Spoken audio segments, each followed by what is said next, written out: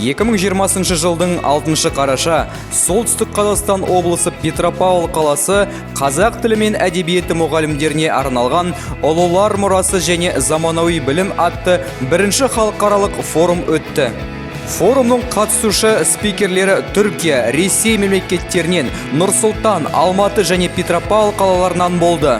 Ел бүгіншіл, менікі ертең үшін деп тіл білімінің атасы Ахмет Байтұрсынов сөзіне құлақ ассақ, осы форумда талқыланған тіл мен әдебиет мәселесі ол келер күннің жемісі. Біздің елімізде жауапты мемлекет, жауапты қоғам, жауапты адам жүйесі берік орнығуы керек деген президентіміздің сөзіне тоқталатын болсақ, ұстаздар сол қоғамның адамына білім мен тәрбие беруге жауапты екенімізді ұмытпайық.